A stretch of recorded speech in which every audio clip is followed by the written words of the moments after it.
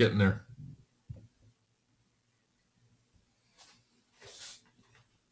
Okay, cutting everything out prior to this. I mean, this. There we go.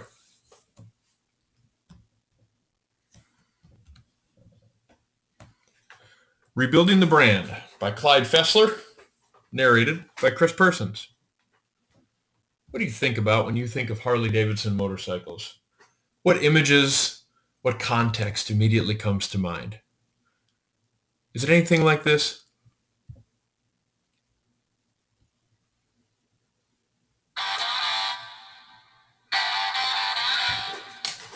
Heavily leather-clad, steely, rugged features. Not the cleanest fellow you've ever seen. Unflinching in the face of shotgun fire. Get off before I put you down. Eminently in control. Always in charge. That's it, goddammit.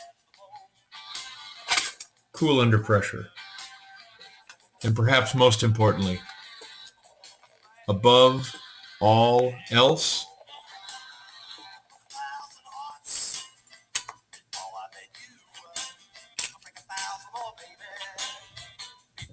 conscious of those pesky UV rays. I know when I think of Harley-Davidson riders, I think of exactly this kind of rugged ne'er-do-well. The problem with that for Harley-Davidson Company is that is a very small population of the citizenry and a very small market share. And what happened to Harley in the early 70s, sales started to drop off. Nobody else wanted to buy their bikes because with the ownership of a Harley-Davidson motorcycle, came a certain social connotation. Enter Clyde Fessler and the Harley Owners Group. Clyde, an avid biker, put together a group of men who bought out Harley-Davidson and sought strategically to put Harley back on the map. But they knew that meant they had to do two things.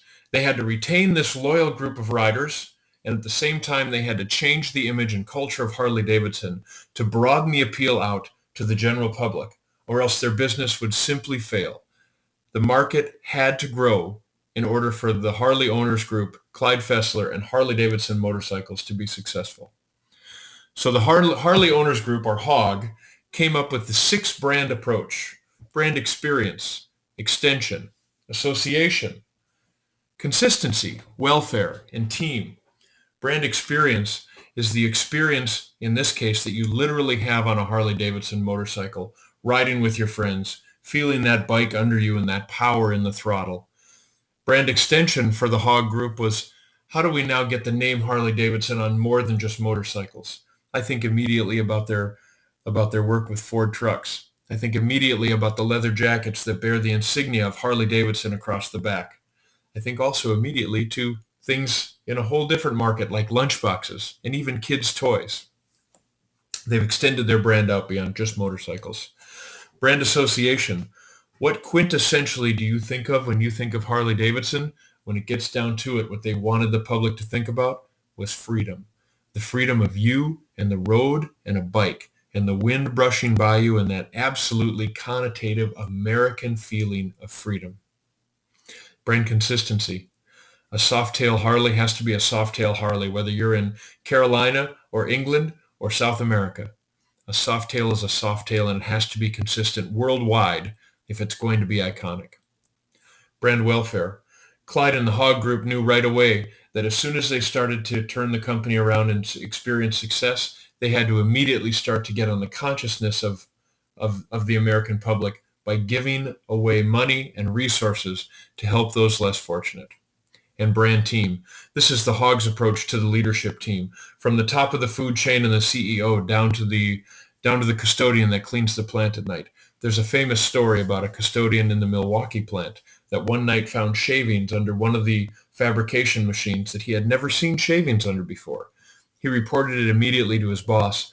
They went back and checked the machine and realized that the machine had been creating parts incorrectly. That custodian, because he was part of that brand team, because he believed in the organization and was willing to report something different, saved the company an immense amount of money as well as embarrassment about faulty products.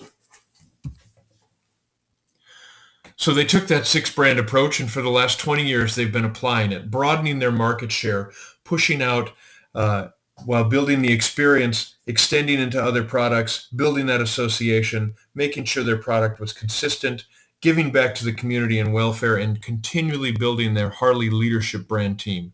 And this is what they have now. Me? I'm gonna conquer a dream. I'm not stopping till the road ends. I'm going where the wind takes me. Me? I'm not making any more excuses.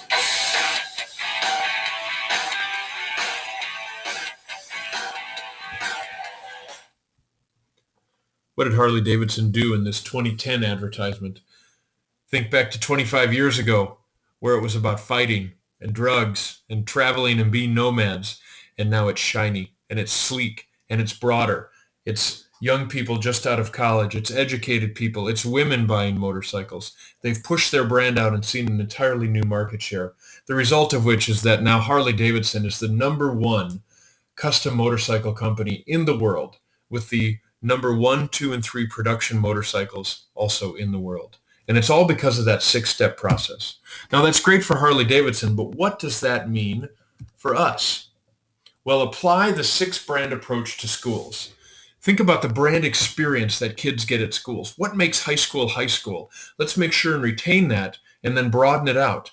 The brand extension. Where can we put the name of our schools, not just on our sports teams or on our choir on the outside of our buildings, but how can we also label ourselves with the communities, whether it's with the younger schools or the K-8 schools, or whether it's with the colleges? How can we extend the name of our schools beyond just the four walls or the property lines on which they occupy? Brand association when it comes to schools. How are you going to really quantify that experience? Well, with schools, it's simple. It's graduation. The brand association that we have to constantly push is graduates prepared to move on in life. Brand consistency. The high school diploma has to be a high school diploma that truly makes people ready for the next step in their life. Brand welfare. We have to be outside of our four walls. This generation of students is a generation that responds to social change and social cause. We have to forward that and use it to our advantage and get our kids outside of the walls in community service, giving back to the communities that they are coming from. And the brand team is making sure that everybody in the organization understands the culture that you're trying to create at school. From the principal, literally down to the part-time custodian, part-time food service worker, or part-time groundsman. They all have to understand what we're there for, and that's to serve the kids that walk in the door, no matter how they walk in the door, and make them walk out as graduates. Now, if we can do that, we have the opportunity to take Clyde Fessler's Hog Owner Group six brand approach and take schools that used to look like this, straight rows and obedient students, to instead kids that are excited to talk to each other, problem solvers that are guiding their own learning. We have the opportunity to take parents who used to be pushed out of school from the first bell to the last bell, waiting on the outside for the end of the day to greet their kids and find out what they learned. Let's remove that fence and let's bring them in. Let's make learning a collaborative experience where the kids get to learn with their parents, the parents can learn alongside with their kids, and we all buy into the culture of the school. Most importantly, let's do this. Let's take this dropout and let's make him or her into this. Let's make them into graduates, ready to move on in the world, ready to go on to school, to career, to military service as productive members of society. Clyde's onto something. The six brand approach worked really, really well for Harley Davidson, but it is absolutely not limited to Harley Davidson. It is absolutely applicable to any person in a leadership position. If you can identify all 6 pieces of the brand approach, your organization will absolutely thrive.